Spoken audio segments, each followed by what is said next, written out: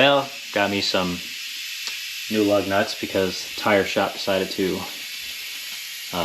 cross thread one of the studs, so I got all brand new cool looking lug nuts with my rim. So we're gonna have to replace these studs. First thing we're gonna have to do is we're gonna take off this brake caliper bracket, which is a 19 millimeter. You can leave the caliper itself intact. Have your hook ready.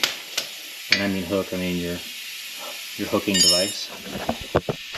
We'll go with just like a 3-inch extension with the 19 millimeter.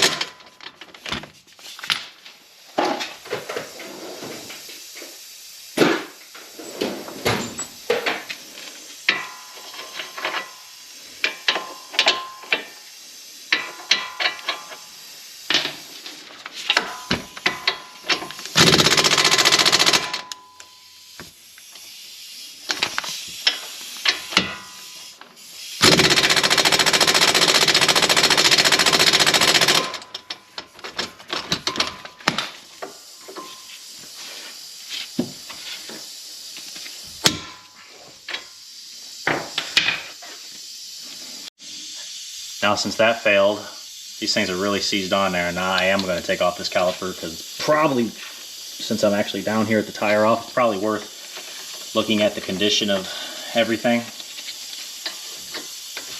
It has been quite a few years since I put these on.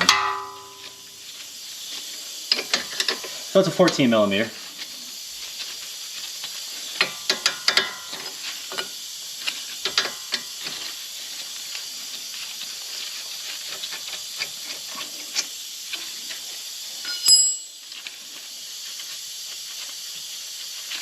Shoot, this guy right here is stuck on there. Yeah, that's what I want to definitely take a look at. The condition of everything. Came off nice. Everything looks really good. I'm just going to hook this and get it out of the way. But something's going on. Because looky here. You see how thick the front pad is and the back pads. That means it's getting stuck. And slide pins are going nice. Pads are in there pretty decently. I mean, not a terrible amount of force to get them in and out. So next thing we're going to be checking is this caliper. But first things first, we got to get this off. And if you got one that's stuck on, you need fire. Fire cures all.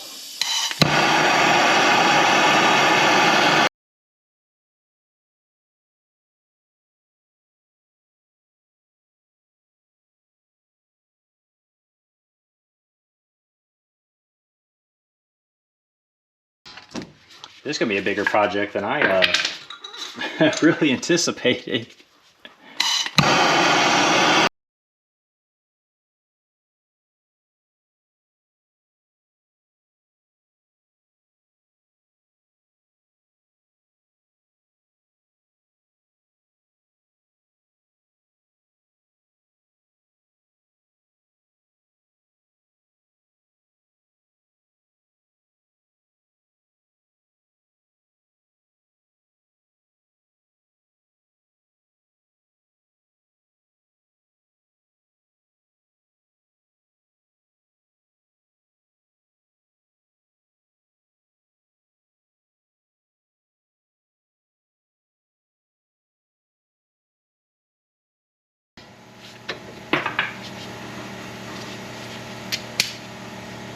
I'm at a loss at this point.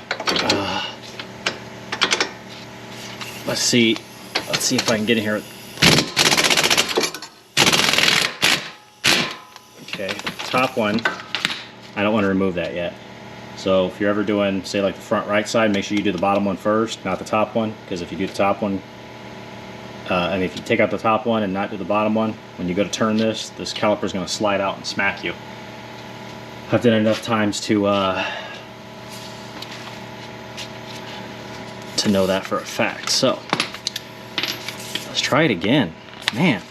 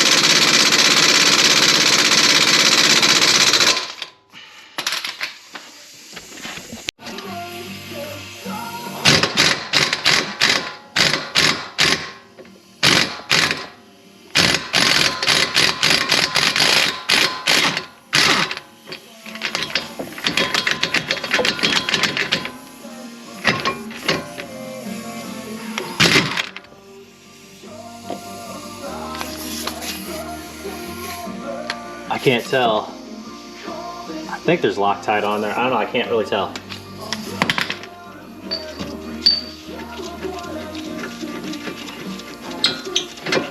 Obviously, don't be stupid, don't touch the bolt or anything.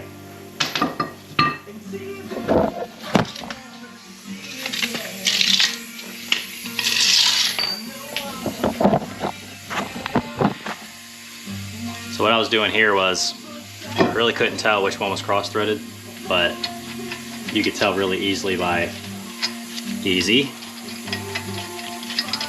easy, easy. Alexa, stop.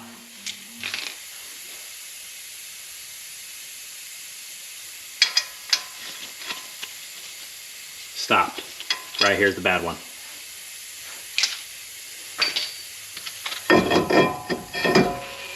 Let's pop that off. We know this is our troublemaker. So studs are really easy to put in. Now that you're down to this point, all you do is just take it and then go. Now with you guys in the way, I'll pop that out.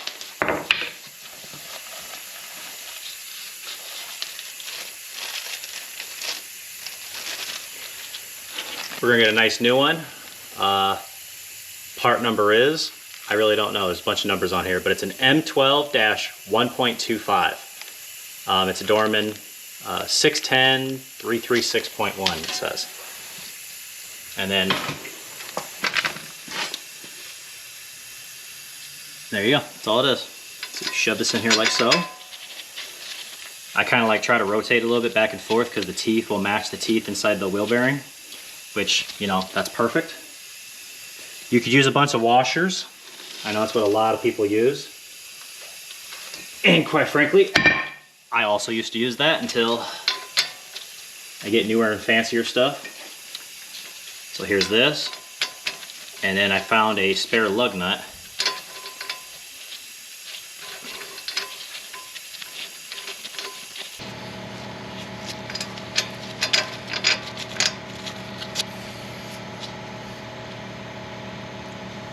Alright, so we're just going to put this little tool up here. Had a different lug nut set up, but I didn't like the way it was kind of loose. It was just a spare broken one. I'm just going to use my, I guess, the factory one, since I know that's going to fit and it's the same thread size. Because, you know, different lug nuts do have different threads. Not very many, I've noticed, but these pretty much the same. So we'll just go ahead and just tighten it up.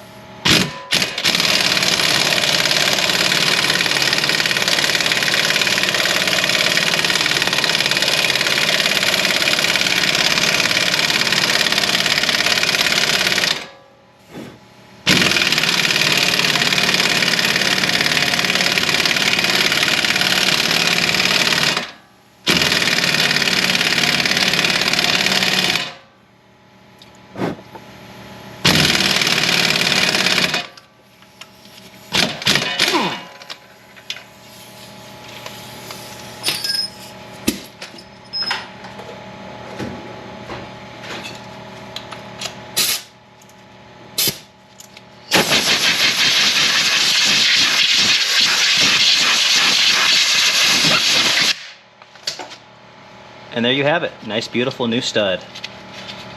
So now I'm gonna get everything cleaned up, make it look all pretty again, and put it back. But anyways, that was a much longer video than I anticipated. But hey, things go wrong, and that's what's good to see. So, yeah, that was goofy. So yeah, there's nothing wrong with the threads or anything. Bolt's still good. It was just Loctite. Apparently, really strong stuff. Anyways, hope this video helped. Like, subscribe, and see you guys next time.